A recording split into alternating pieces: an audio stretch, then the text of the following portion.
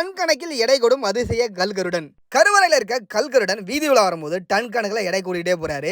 இப்படிப்பட்ட ஒரு ஆச்சரியமான விஷயம் எங்க நடைபெறுது அப்படின்னு கேட்டீங்கன்னா, தஞ்சாவூர் மாவட்டம் கும்பகோணத்துக்கு பக்கத்தில் இருக்க நாச்சியார் கோயில் அப்படின்ற ஒரு ஊரில் தான் இங்கே சீனிவாச பெருமாள் அப்படின்னு சொல்லி ஒரு பெருமாள் கோயில் இருக்கு. இந்த கோயிலை நாச்சியார் கோயில் இல்லாட்டி கல்கருடன் கோயில் அப்படின்னு சொன்னதா எல்லாருக்குமே தெரியும்.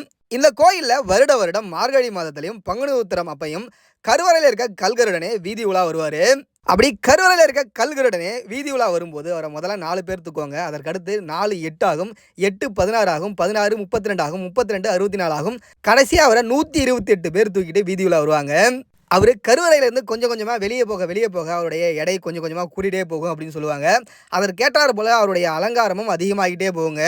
அதே போல் மீண்டும் அவர் வீதி உலா முடிச்சுட்டு திருப்பி கருவறைக்கு வரும்போது 128 64 ஆகும், 64 32 ஆகும். கடைசியாக கருவறையில் தூங்கும்போது 4 பேர் வந்து கல்கருடன் தூக்குவாங்க. இப்படிப்பட்ட அதிசய நிகழ்வு இந்த ஒரு கோயிலில் தாங்க நடைபெறதா குறிப்பிடுறாங்க.